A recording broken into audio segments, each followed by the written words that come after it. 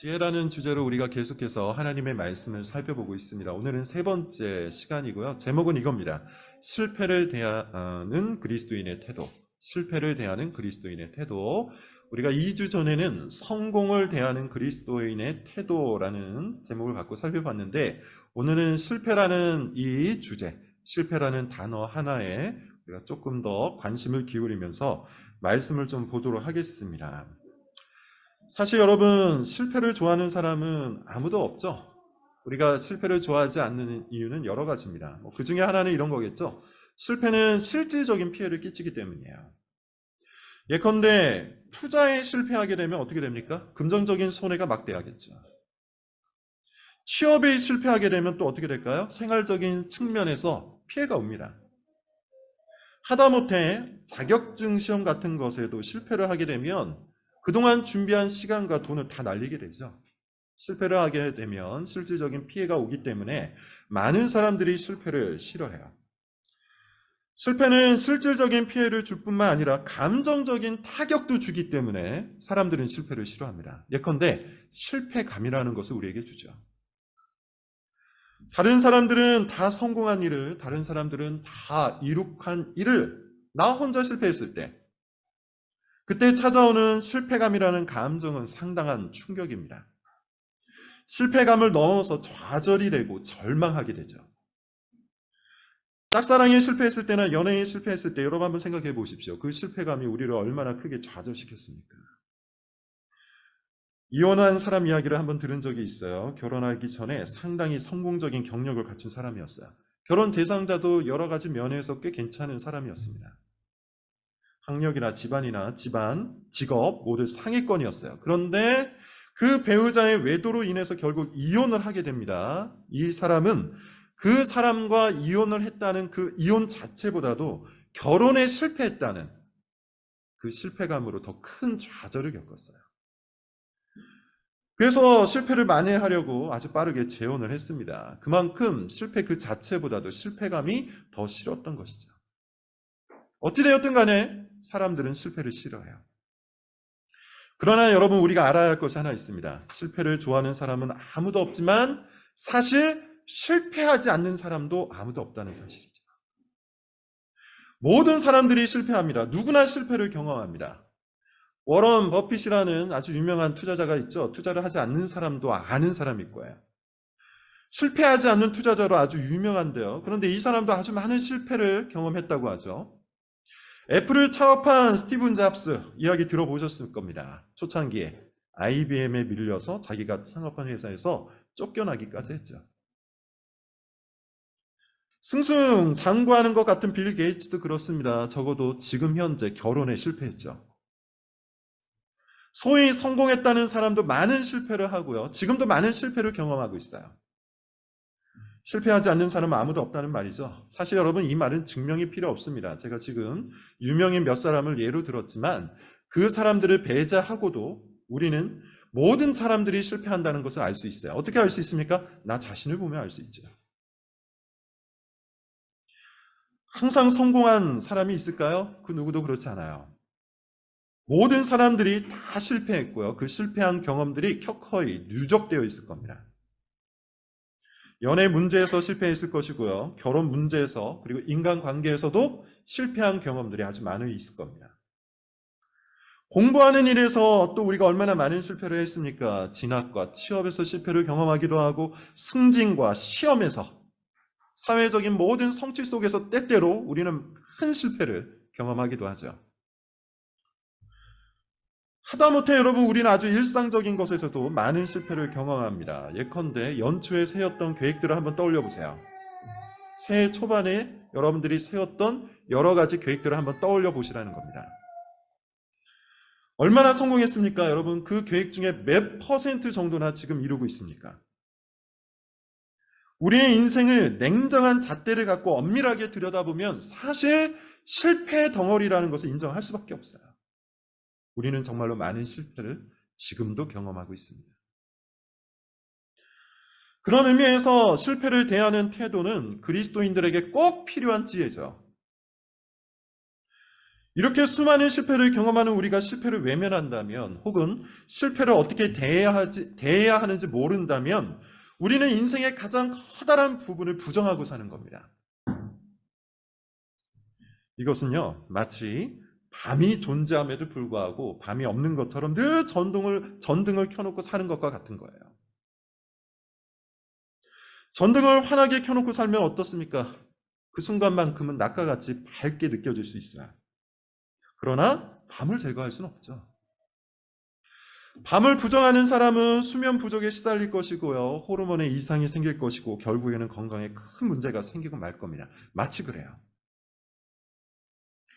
우리는 밤을 제대로 대하는 방법을 알아야 합니다. 예컨대 밤에는 잠을 자야 돼요. 전등도 있고 TV도 있고 스마트폰도 있어서 밤을 잊은 채 밤을 샐 수 있는 환경들을 다 갖추고는 있지만, 우리는 반드시 밤에는 밤에 걸맞는 태도를 갖춰야 됩니다.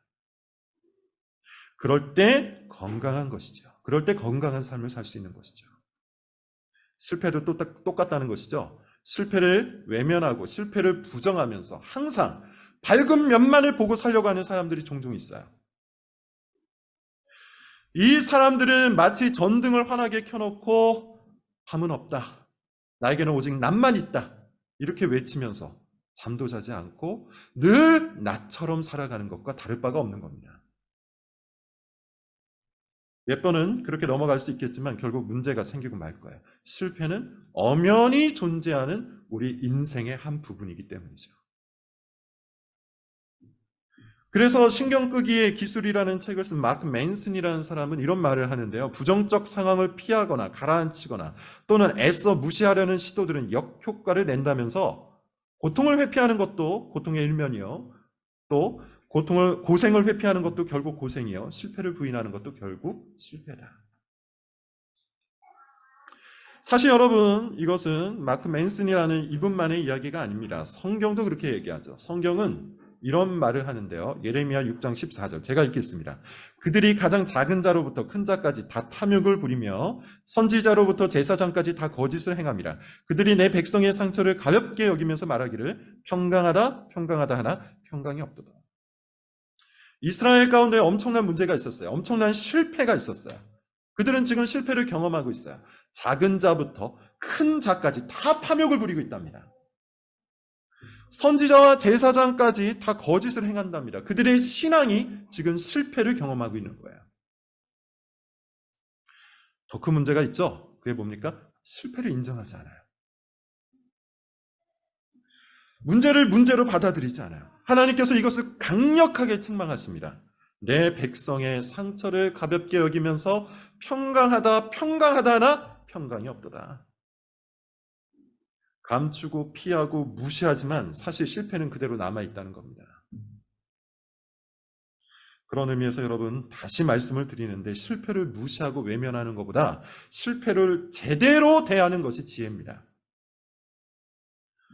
특히 그리스도인은 실패를 대하는 방법을 배워야 돼요. 알아야 돼요. 왜냐하면 실패는 자기 자녀를 위해 하나님께서 사용하시는 가장 강력한 은혜의 수단이기 때문이에요.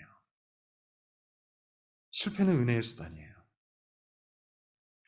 자, 먼저 실패의 원인이 무엇인지 좀 알아야 될 필요가 있겠죠. 4가지입니다. 첫 번째는 우리 죄 때문이에요. 자, 이것은 길게 설명드리진 않겠어요. 이 4가지를 간단하게 좀 언급을 해볼게요. 첫 번째는 죄 때문이라고 했죠.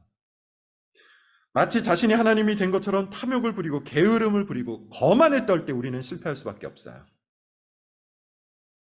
두 번째는 왜곡된 이 세상 때문입니다. 우리가 충성된 믿음으로 바르게 산다 할지라도 세상이 오염되고 왜곡되어 있기 때문에 오히려 우리의 믿음을 공격하고 우리를 넘어뜨립니다. 그것이 우리 인생의 실패가 될 수 있죠.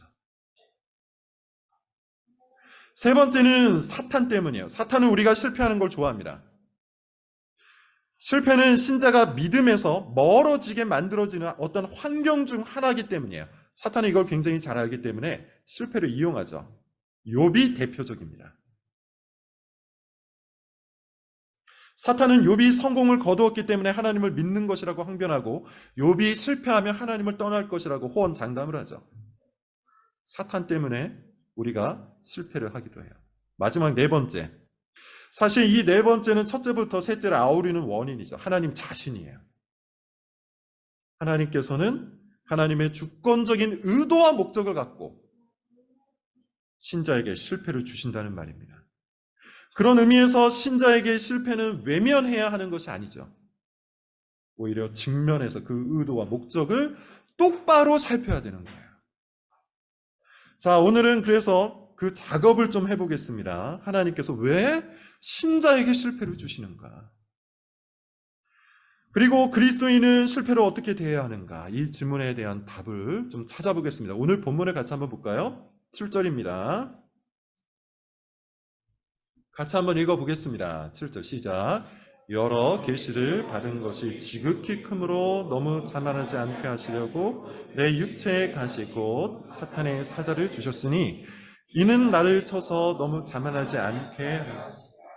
이 말씀은 고린도 교회의 상황을 좀 알아야 이해가 됩니다.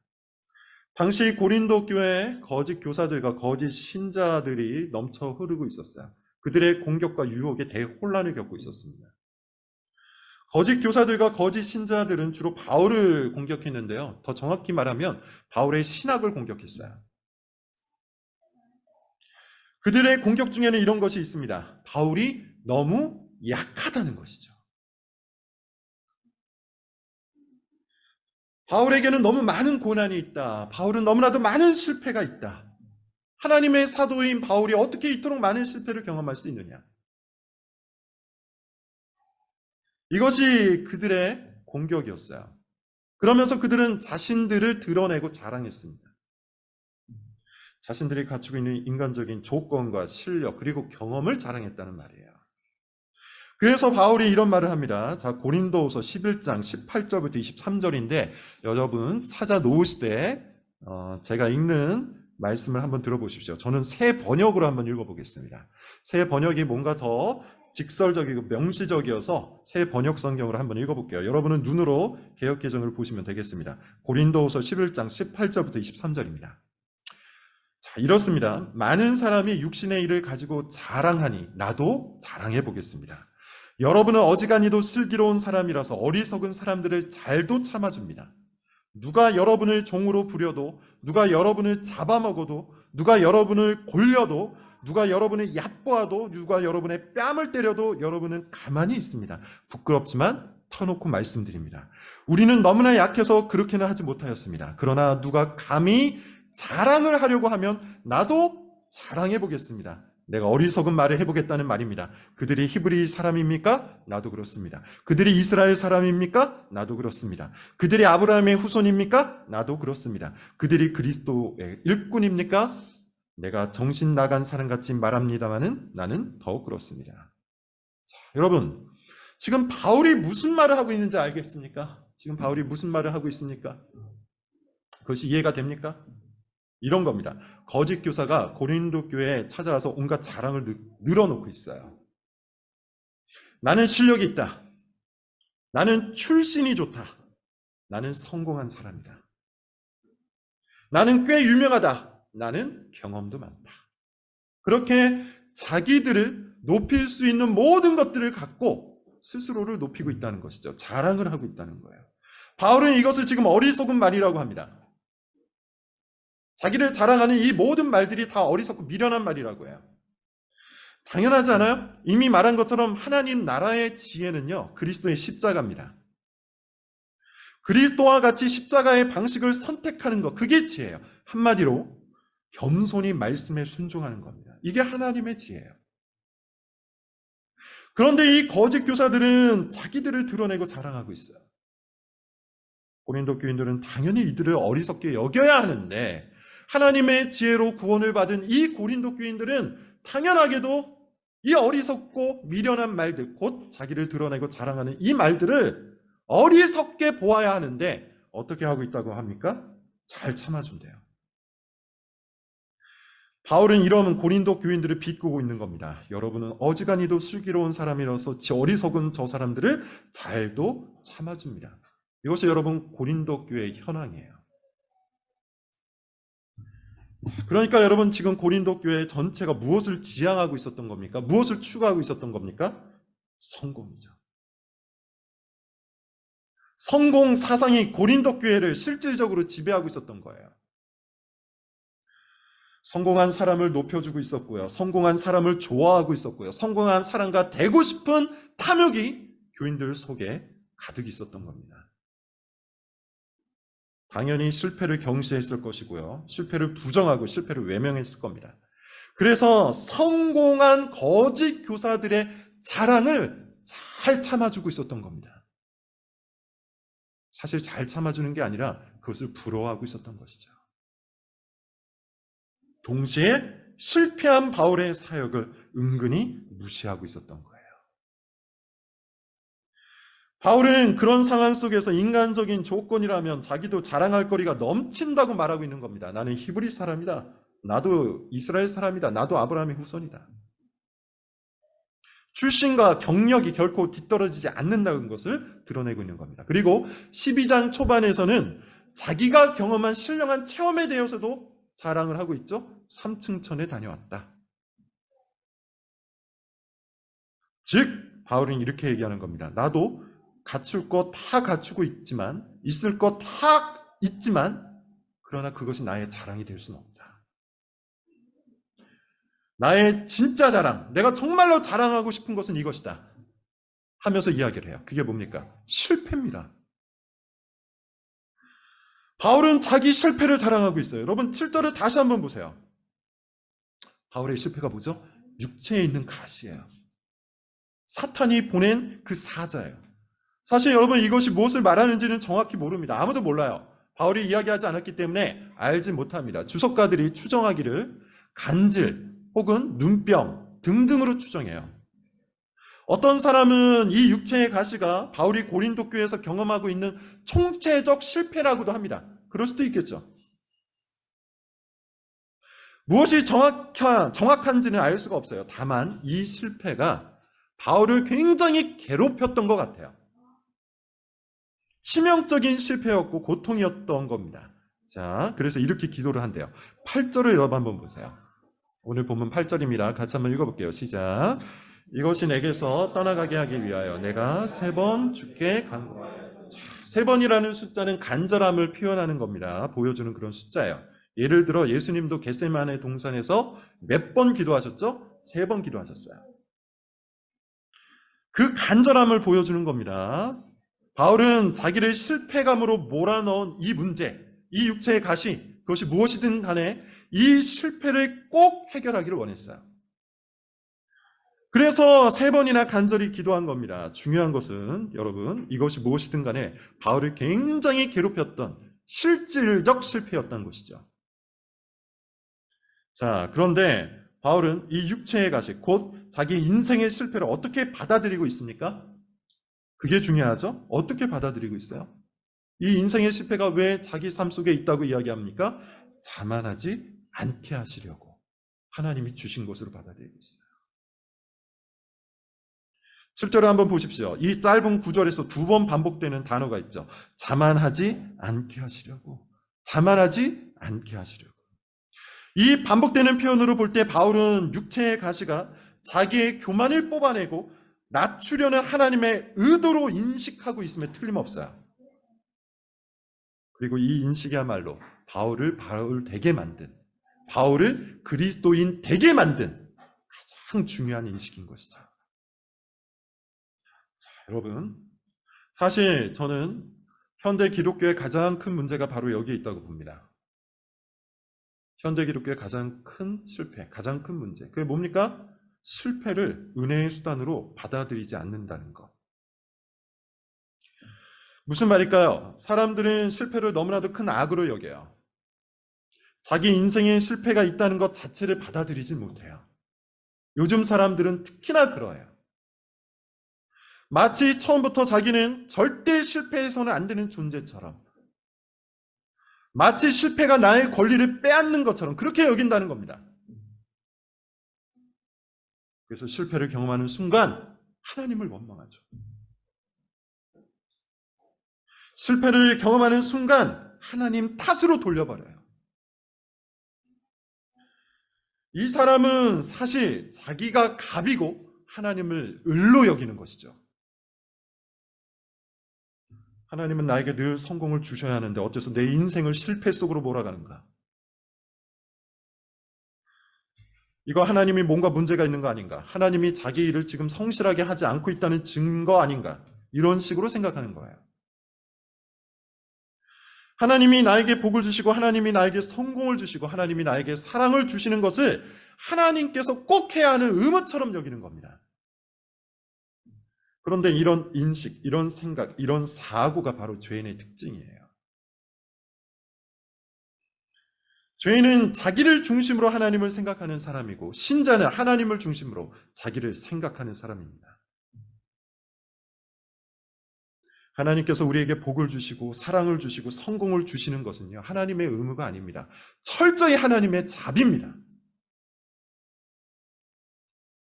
하나님의 자비라는 말은요, 하나님은 우리에게 아무런 빚도 아무런 의무도 지지 않고 계신다는 뜻이에요. 왜 하나님께서 우리에게 성공을 주셔야 됩니까? 왜 하나님께서 우리에게 복을 주셔야 합니까? 왜 하나님께서 우리에게 사랑을 주셔야 합니까? 이것은 하나님의 의무가 아니라 하나님의 자비일 뿐이야. 예를 들면 우리가 친구에게 1억 정도 빚을 지고 있다고 한번 생각을 해보죠. 그런데 우리에게 그 빚을 갚을 만한 능력이 없어요. 그래서 결국 어떻게 됩니까? 파산을 선언하고 감옥에 들어가게 생겼어요. 그런데 그때 이 친구가 우리를 불쌍히 여겨서 이 1억이라는 큰 돈을 그냥 없는 것처럼 탕감시켜줬어요. 자, 이 친구는 1억 빚을 탕감해 줄 의무가 있어서 우리 빚을 없애준 것이 아니죠. 의무가 아니라 자기의 자비로, 자기의 은혜로, 자기의 사랑으로 탕감을 해준 거예요. 그런데 만약 어떤 사람이 친구가 1억 빚을 탕감해 주지 않는다고 원망을 한다면 여러분 그게 정상입니까? 정상이 아니죠. 그런데 우리가 하나님을 대할 때 종종 그렇게 대해야 한다는 것이죠. 왜 하나님께서 나에게 사랑을 주시지 않는지, 왜 하나님께서 나에게 성공을 주시지 않는지, 왜 하나님께서 나에게 실패를 주시는지 원망을 한다는 것이죠. 이런 사람은 실패를 통해서 아무것도 배우지 못할 거예요. 아무 교훈도 얻지 못할 겁니다. 그 어떤 은혜도 체험하지 못할 거예요. 그런데 안타깝게도 오늘날 교회에 이런 부류의 사람들이 너무 많아요. 이런 부류의 사람이 너무 많아요.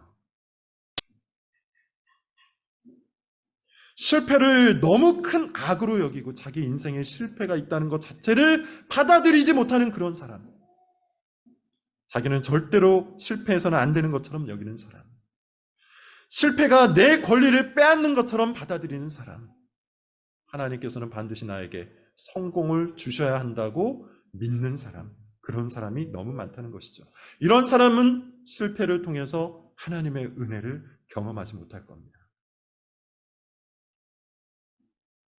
왜냐하면 이런 사람들이 선택하는 것은요, 결국 완벽주의이기 때문이에요.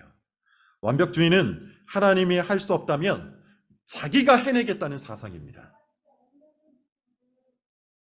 하나님께서 나에게 성공을 줄 수 없다면, 하나님께서 내 삶 속에서 실패를 몰아낼 수 없다면 내가 내 능력을 동원해서 내 인생 속에 결코 실패를 두지 않겠다는 사상. 이게 완벽주의입니다. 그리고 그게 바로 교만이죠.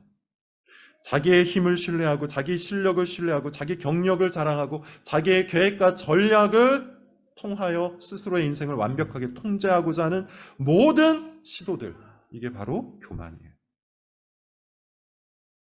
그리고 그것이 바로 고린도 교회 안에 파고든 성공주의 사상인 겁니다. 이 교만은 은혜의 가장 커다란 대적이에요. 교만이 남아있는 동안 우리는 은혜를 바르게 누릴 수가 없어요. 교만이 힘을 발휘하는 동안 우리는 하나님의 위로를 받을 수가 없습니다. 마침 어제 기독교 강독에서 이런 부분을 읽었었죠. 어제 참여하신 분들은 아실 겁니다. 여러분 한번 귀를 기울여 들어보세요. 그러므로 그리스도의 부르심에 응답하려면 모든 교만함과 안일한 자기 만족을 버려야 한다. 교만은 우리 자신의 의를 인정하는 어리석음에서 나온다. 아무런 방해도 받지 않고 그리스도께 속히 나아가며 우리의 주림과 목마름이 그리스도의 풍성한 복으로 채워지려면 우리 자신을 신뢰하는 자세를 깨뜨려야 한다. 우리 자신을 깊이 불신하게 되지 않으면 그리스도를 향한 모자람 없는 신뢰는 결코 생기지 않는다. 우리 자신에게서 절망을 체험하지 않고서는 그리스도 안에서 충족한 위로를 결코 얻을 수 없다. 교만은 하나님의 은혜와 그리스도의 위로를 방해하는 가장 큰 대적입니다. 교만한 사람은 단언하건대 하나님의 은혜를 누릴 수 없어요. 그래서 하나님께서 사용하시는 것이 인생의 실패인 겁니다. 그래서 하나님께서는 자기 자녀를 위해서 성공보다 실패를 더 많이 사용하시는 겁니다. 성공이 하나님의 복되심을 일깨워준다면 실패는 우리 안에 있는 교만을 제거하고 하나님의 그 복되심을 실제로 누리게 만들기 때문이에요. 그러니 실패가 오히려 은혜의 수단이 되는 것이죠. 여러분 솔직히 한번 말해볼까요? 솔직히 한번 생각을 해보세요. 건강할 때 하나님을 찾은 적 몇 번이나 있습니까? 잘 나갈 때 하나님을 찾은 적 몇 번이나 있습니까?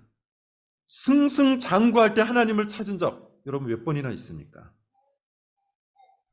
감기라도 걸려야 하나님께 도와달라고 기도하는 것이 여러분 우리의 모습이죠.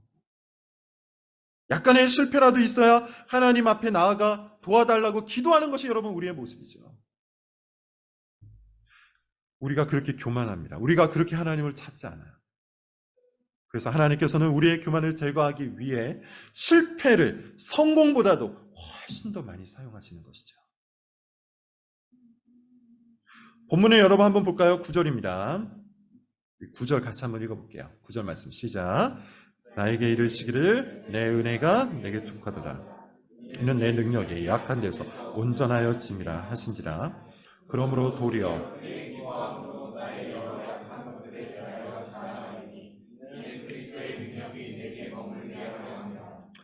바울은 인생의 실패가 자기를 낮춘다는 사실을 깨달았어요. 자기 안에 있는 교만을 제거하는 가장 효과적 수단이라는 것을 안 겁니다. 그리고 그것이 자기를 진정으로 그리스도인답게 만든다는 것을 받아들였어요. 여러 약한 것들에 대하여 자랑하리니 이는 그리스도의 능력이 내게 머물게 하려 합니다. 바울은 성공을 담보하는 자기 능력의 충만함이 아니라 실패를 통해서 오는 그리스도의 능력을 더 사랑했던 겁니다. 이것이 바로 여러분 그리스도인됨이에요. 실패를 통해서 찾아오는 그리스도의 능력을 사랑하는 것, 그게 그리스도인됨이에요. 여러분, 우리는 결코 실패하지 않으려고 자기 능력을 키우는 것에 온통 관심을 두는 세상에 살고 있어요. 그런 현대 문화 속에서 살아가고 있어요. 이와 같은 성공 사상은 교회 안에도 깊이 침투해 있습니다. 아마 이 설교를 들으면서도 속으로는 그래도 실패보다는 성공이 낫지 않을까? 이렇게 생각하는 사람이 분명 있을 수도 있겠습니다. 그런 사람은 사실 그리스도를 알고 그리스도를 경험하는 것보다도 자기를 더 사랑하는 것이고 그리스도 안에 있는 위로와 구원보다도 이 땅의 안위와 풍요를 쫓는 거겠죠. 진짜 그리스도인은 실패를 사용하셔서 기어코 우리에게 그리스도를 알리려고 하는 하나님의 섭리 앞에 겸손히 엎드립니다.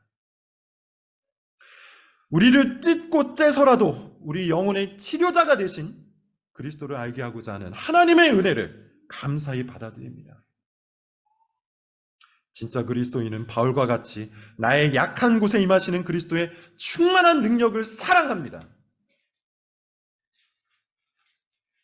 실패를 통해 찾아오는 하나님에 대한 참된 지식, 그리스도 안에 있는 복음의 위로, 이것을 기뻐하고 기뻐한다는 것이죠. 이것이 그리스도인됨이에요.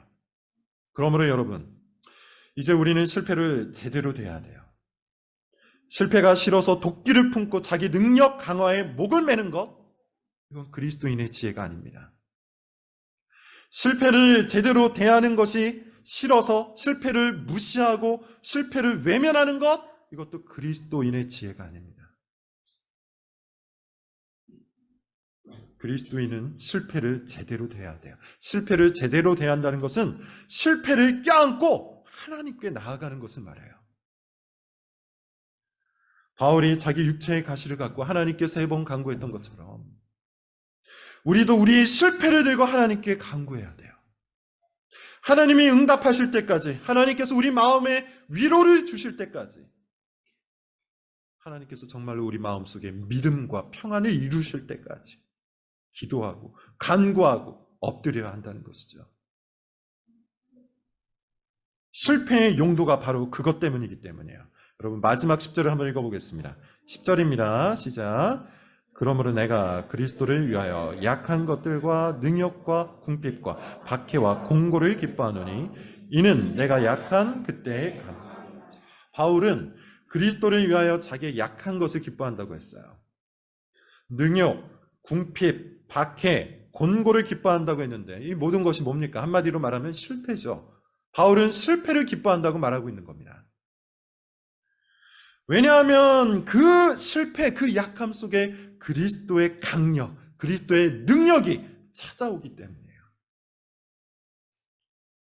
내가 약하여 그리스도의 능력이 나오고 내가 실패하여 그리스도의 승리가 드러나기 때문에 바울은 그리스도를 위해 나의 실패, 나의 약함을 자랑하겠다고 얘기합니다. 저는 우리 교회가 그런 교회가 되기를 원합니다. 탁월하고 세련되고 승리감이 가득한 그런 교회가 아니라 출처도 근본도 없는 기쁨과 웃음이 넘쳐나는 그런 교회가 아니라 실패로 인해 주님을 찾는 자들이 있는 그런 교회,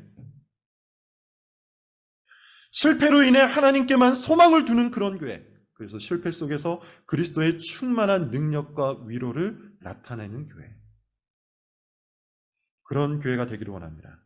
그런 교회야말로 주님이 원하시는, 예수님이 원하시는 진짜 교회이기 때문이에요. 이 참 복음의 진리를 붙든 교인들이 우리 교회 안에 있기를 바랍니다. 기도하겠습니다.